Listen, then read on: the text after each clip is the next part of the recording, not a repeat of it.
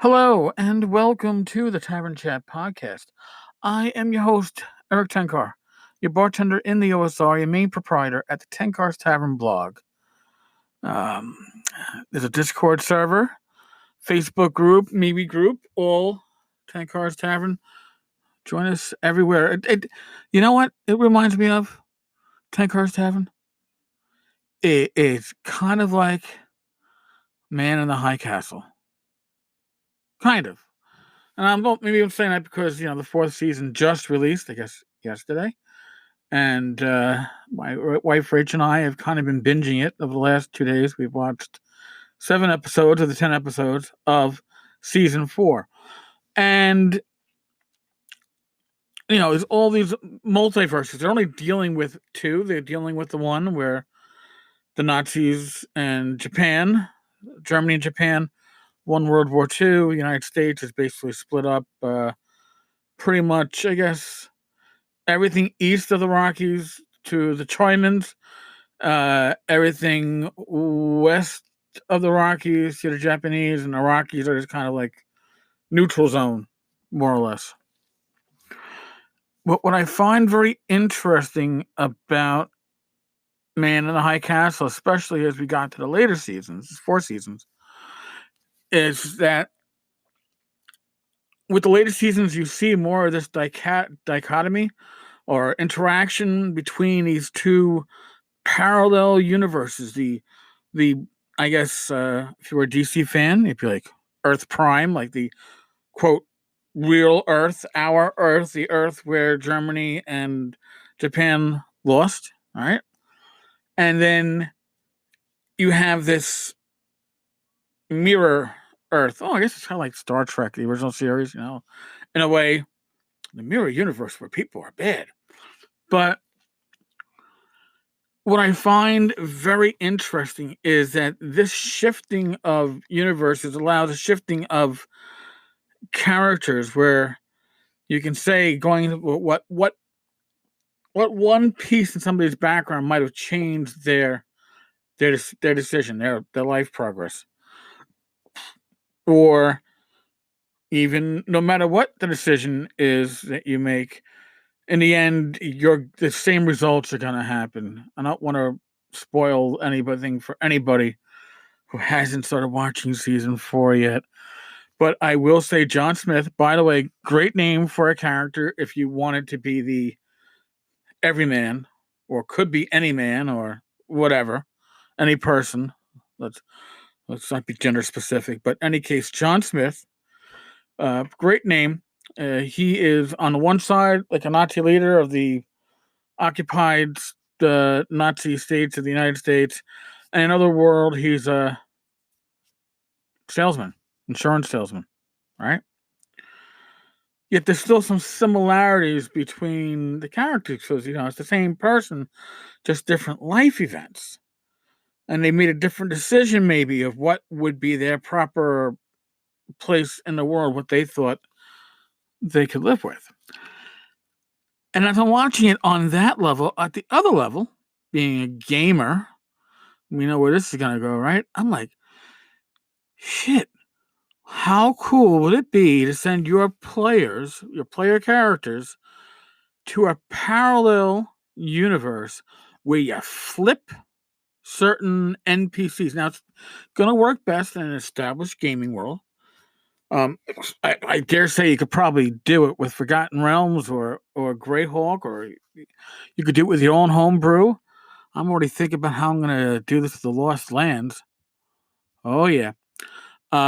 And you just you flip the switches in certain places. So when the characters go over, maybe they're in a world where instead of being the heroes, right, they're a bunch of assholes. They're the people that are terrorizing.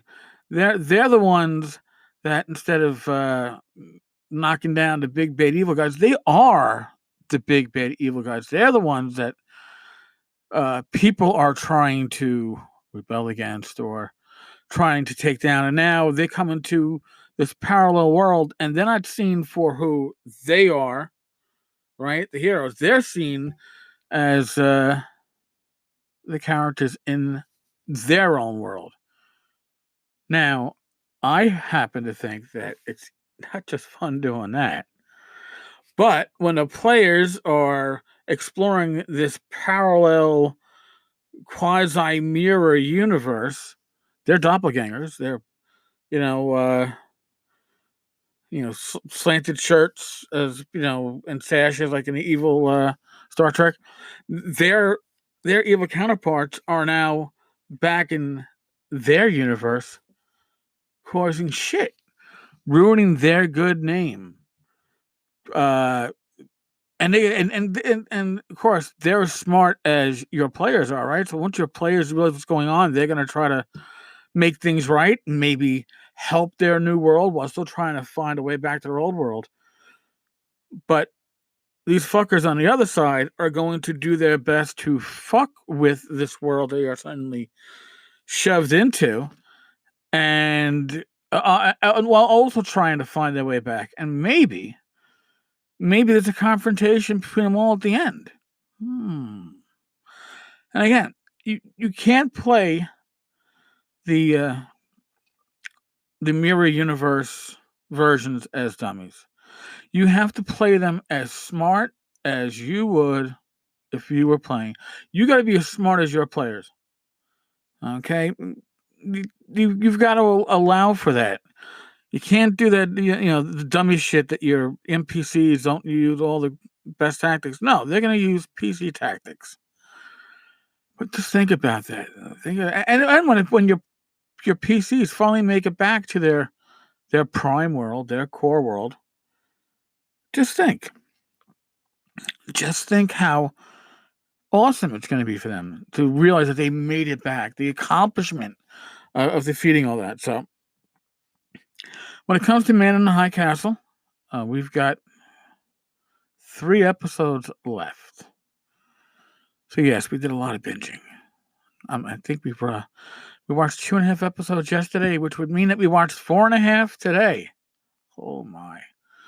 It's a good series. If you like history, it's great. I'm actually very surprised at some of the topics that they deal with. And I think they do it with a large amount of class and dignity, but still, they really touch upon a lot of stuff that, generally speaking, in our time, it's like, oh, let's not touch that on TV. They touch a lot of stuff on that, and I think that's pretty cool. So, that's my thoughts. Maybe I'll have more when the series ends. Or maybe I'll be like, this is like fucking Game of Thrones. They fucking fucked it up in the last episode. We'll see. Right now, it seems to be going pretty well. I'm very happy. On that note, folks, as always, if you like what you hear, if you're enjoying this show, and you happen to be on iTunes or iPods or iPodcast or Apple Podcast or whatever the fuck they're calling it now, please leave us a rating, leave us a review. Be safe. Be well. God bless. Roll those dice. And I'm going to talk with you all tomorrow. And tomorrow's football day here in New York City. Just for those who are following, the Jets that have 2 wins are playing the Washington Redskins that have 1 win. So, yeah, it's going to be another battle of the bottom teams like it was last week with the Jets and the Giants. So, yes, the Jets could win 2 in a row. But don't tell anybody that because it might make them excited and think they're going to make a playoff run, but it can't happen. All right, folks. On that note, I'm out of here. Later.